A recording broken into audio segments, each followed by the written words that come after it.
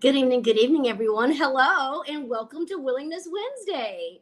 I am your coach, BVon Squires, and today we are sponsored by Spirit Source Connection. Thank you so much for being here. I am just so excited. I've been looking forward to being here this week. Has so much information to cover, so we're going to kind of jump on in. But before we do, I want to say if you are new, welcome, welcome, welcome. You are welcome here. This is a safe place. And if you are returning, I want to say thank you, thank you, thank you. You know, I could not do this without your love and support. Thank you so much for allowing me to be your coach. I am truly honored. Okay, so as you all know, or may not know. If you're new, you don't know this, but you'll catch on. We're in the middle of a series, and this series that we're talking about is from Deepak Chopra, MD, which is a spirituality guru, and talks. He's written all sorts of books. You know, he's a speaker, just all things spirituality, and I just really love the way that he explains how we as multi-dimensional spiritual beings interact with the universe. And it's just such a wonderful thing. And I'm just so excited about this, about learning more about this through the series. I'm learning just like you are. Some of the stuff is being reiterated and some of the stuff is just being introduced. And I'm just really so excited about it. The more we know, the better we can do. You know what I'm saying? And so there, I can truly say over the years, I've learned new things and it has stopped me from behaving in old ways. And so we're never too old to learn. There's always room for improvement. Even the coach needs a coach, you know, and so everyone has room for improvement. And there's nothing wrong with saying, hey, I want to improve in this area or that area. I want to have a more meaningful life. And how can I do that? We don't always know these things. These things don't always come intuitively to us, but there are some of us that it does come intuitively to.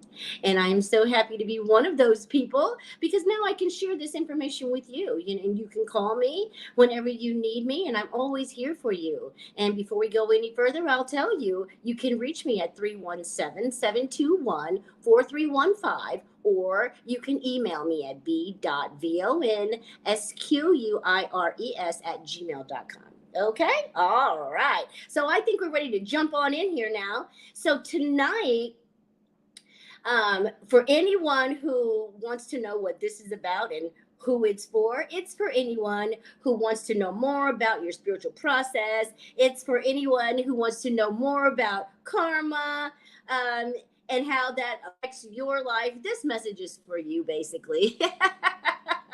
Yes, it's for you. And so I used to think that karma was negative consequences that would come against me, you know, if you did something wrong, you know. Oh, what goes around comes around. Ooh, what you sow, you're going to reap. And they're always had such a negative connotation on karma. Well, I'm here tonight to give karma a better name so that we can see that karma is just the flow of energy in and out. It's about the actions we take and the consequences that go with those actions. And so the going out and the coming back both together make up the karma, not just the coming back, because the coming back depends on what went out. And so the system itself is called karma. Okay, there you go. It's the actions and the consequences, not just the actions. Okay, all right. So as we move on forward, I'm going to tell you, if you want to learn more about the what, the why, and the how of karma, just keep watching because I'm going to tell you all about that, okay? All right. So, karma, like I said, is both the action and the consequence of the action. It is the cause and effect simultaneously because every action generates the force of energy that returns its like kind. Now, I want to help you with this. This was so huge, right? Keep in mind that the force of energy that is returned, it is the force of energy that is returned, okay, in like kind. Not the action, not the gesture, but the energy It's the energy that is returned in like kind. So whatever energy you're putting out is the energy that's going to come back. That's what it's all about. It's all about energy. It's not about what you can feel, touch, see, and all those kinds of things. It's about the energy that is behind the action. It's the energy that you're putting out there that's actually going to come back. So I want to help you understand that it's not going to come back the way that you think it's supposed to. It's the energy that's coming back. Okay? All right. Now that we got that together, we're going to continue to move on. Now, there's nothing unfair about the law of karma. Everyone has heard of the expression. Okay, so you get what you're going to reap what you have sown. But karma can also be used to bring affluence and wealth into your life. Oh my goodness, yes. And the reason I say that is because it's because of the decisions that you make. See, we all have choices. Believe it or not, we are making choices every second of the day. There's a choice that we're making. We operate from making choices like a flow sheet. Yes, no. Yes, no. And there's always conditions and questions to answer, and like the flow chart, one leads to the next. You know what I mean? That's exactly how it is. When you make that choice and you follow it up with that action, then you are in the process, right? You are in the karmic process. Now, what I want to help you to understand is the best way to make use of the karmic law is to become consciously aware of the choices we are making in every moment. Because sometimes we make choices and we're unconsciously aware of the choice, but still we made the choice. And so I don't want you to think that just because you were unconsciously making choices that they don't count.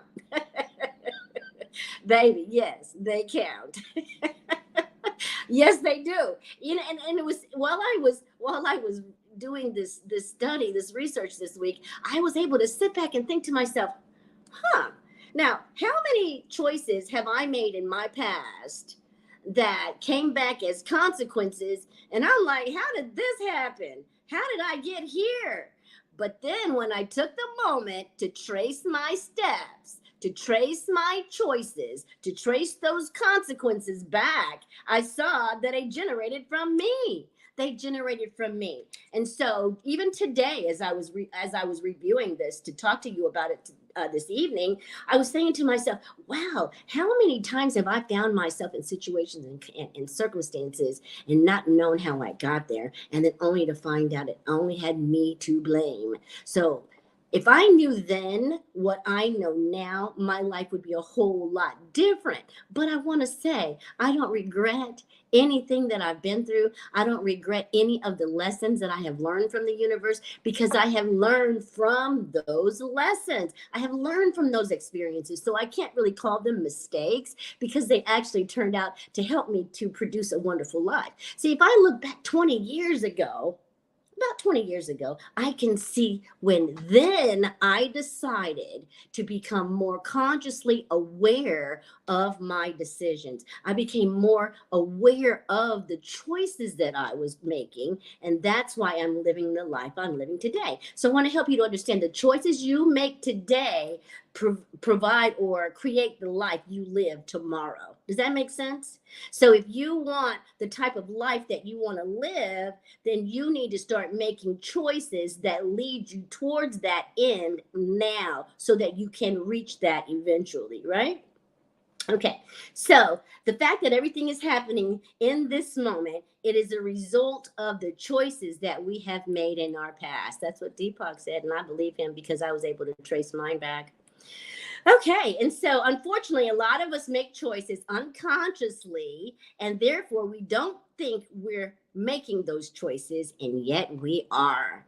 We create the life we have, whether we do it consciously or unconsciously. Wow, Deepak, that was powerful. That just popped me upside the head. That was so powerful. Okay, so if you look at your life, honestly, you'll be able to see how the decisions that you have made created the life you're living right now. Whether good or bad, it was created by you. Now, listen to this. This is how unconsciously we make choices. Okay, listen. This is a little exercise. So if I were to insult you right now, you would make the choice to be offended.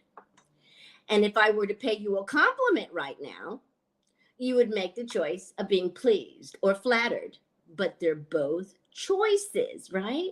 So, by the same instinct, I could say something to offend you, and then you could decide and make a different choice. You could choose not to be offended. You could choose to mosey on about your business and not be offended by anything I said. And by the same token, I could compliment you right now, and you could make the same choice not to be flattered or not to be pleased by it and continue to move on. See, so what I want to help you to understand is that we have choices. We have the power of choice. No one can make our choices for us. We make them. We just don't always consciously know when we're making them. Okay? So now if we're simply making choices unconsciously, you can step back for a moment, right, and bring those choices into your consciousness. See, we don't want to make decisions unconsciously because we can't trace where we're going. But if we are making decisions with our conscious mind, then we are being intentional about what we're doing. We are being intentional about where we are trying to go. We are being intentional about those consequences or blessings that we want to enter into our lives. And the way we do that is through our choices. Okay. So we consciously make the choices that we want, not unconsciously. Okay. So, when you make a choice, any choice at all, I want you to ask yourself a couple of things. Okay. I want you to ask yourself, first of all, are the consequences of this choice that I'm making, right, going to be good or bad? Secondly, will this choice that I'm making bring happiness to me and those around me? Well, I tell you what, and this is so true. If you ask yourself this question, you are going to feel a sense within yourself. Either this sense is going to give you a sense of comfort, which means, yes, make that choice. It's going to benefit you and those who are connected to you, right? Everyone involved. Or if when you get ready to make that choice and you ask yourself, is this choice going to benefit me and everyone involved? And you get that discomfort inside, then you know, do not make that choice. Now, from my experience, I understand that the choices I make today, if I ask myself, does this choice only benefit me? Well, if this choice only benefits me, you can best believe that it's not the choice that the universe would have me have. If this choice only benefits my good, well, then it is a selfish, self-centered choice, and it's going to have some negative consequences. But if I make a choice that is going to benefit me and everyone else involved, then I know I am in God's will. Then I know that I'm making a choice that is going to benefit everyone in a good way, okay, in a positive manner. Everyone's going to benefit from this. So go ahead and make that choice, right?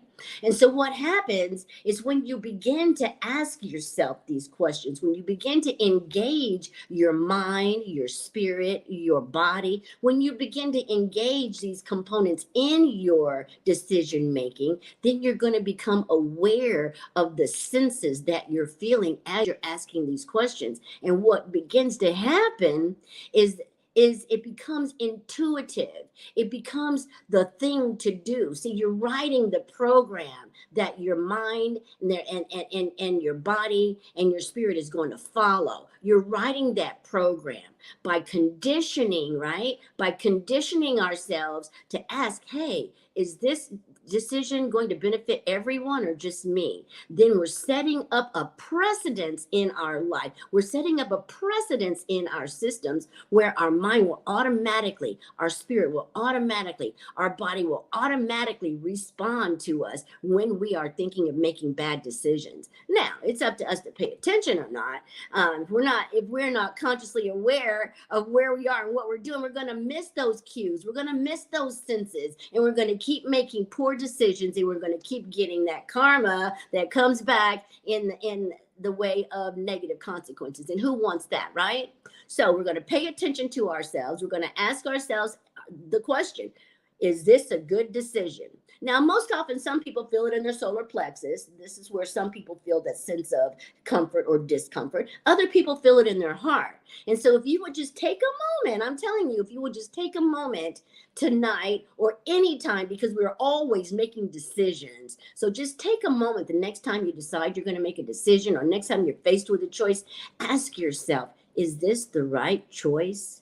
Or is this not the right choice? And I tell you, your body is going to alert you to the right choice to make. And then it's going to give you so much power. You're going to feel so empowered by that that you're going to want to do it again. And for me, it's a way of life at this point. I don't make this. If a decision is only going to benefit me, it's not the right one. And see, there's only one right decision. Now, there are plausible choices that you can make that may not bring you any dire consequences, but there's one solution that's going to fit everyone that's involved. And guess what? Only God really knows what that solution is. And so I'm always incorporating God into my planning, into my decision making, and making my choices. I always seek God first, because sometimes I don't have the power to see whether this is the right choice for me. And sometimes, because I want what I want, and I want it so bad, that I will deny what I feel in my senses. But when I pray and I bring God into the planning, there's no way that my mind can hijack my decision making, because my spirit is connected to God, and He is only going to allow me to do those things that are good for me, because I've given Him permission, to say, hey, God, you know what? Don't let me make any bad decisions. You have my permission to stop me from making poor decisions. And so I give God that ability to help me with my decision making. Okay, so we already talked about the comfort and the discomfort. Let's see. Now, most people think that the heart is mushy and sentimental. This is what Deepak says. But on the contrary, right? The heart is intuitive. It is holistic. It is contextual. It is relational. It doesn't have a win-lose orientation, which is right there a win-win, right? And it taps into the cosmic computer, and it takes everything into account, not just what's good for me, but what's good for everyone else as well. So that's what I really love about learning all of this, because who knew that the heart was capable of so much? Who knew that I could depend on my heart in my decision making? Most people make their decisions from the mind, and that's it. How can it benefit me? Woo-wee, that is not a good karmic situation, I'm trying to tell you here. Okay, so our life is a continuum of choices, and some are made consciously, others are made unconsciously. So we already know that, but we are all responsible for the choices that we make and the consequences that go along with them. Okay, and so now, if you want to use the law of karma to create money, affluence, and the flow of all good things to your life, the first thing you're going to have to do is become consciously aware that your future is generated by the choices you're making in every moment of your life. Okay, as we continue to move on, I want you to know that the law of karma says no debt in the universe will ever go unpaid. There is a perfect accounting system in the universe, and everything is a constant to and fro flow of energy, right? And so if you want to deal with your karmic debts, I don't know if you guys karmic debts are.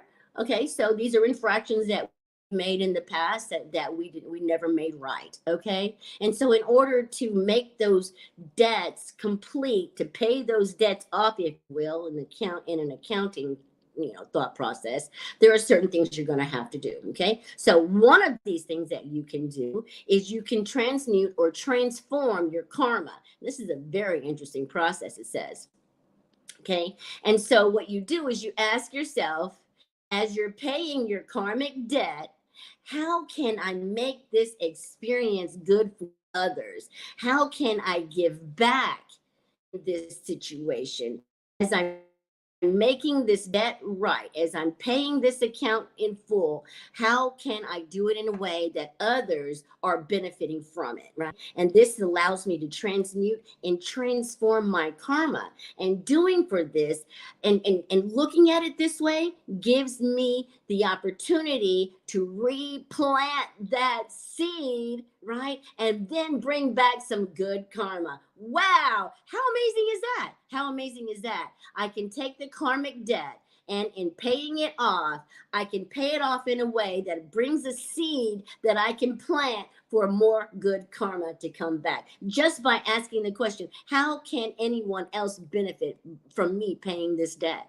Wow, this is so important and it is so powerful. Now, I know we're running out of time and I don't want to keep you too long. So I want to say now, another way to deal with karma is to transcend it. And transcend means to wash it off, to become completely independent of it. And the way to transcend the karma is to keep going to the gap and washing it like a piece of glass in a stream of water. And I was like, well, that's really interesting, God. I don't understand that. I don't understand. What is the gap? What is that all about?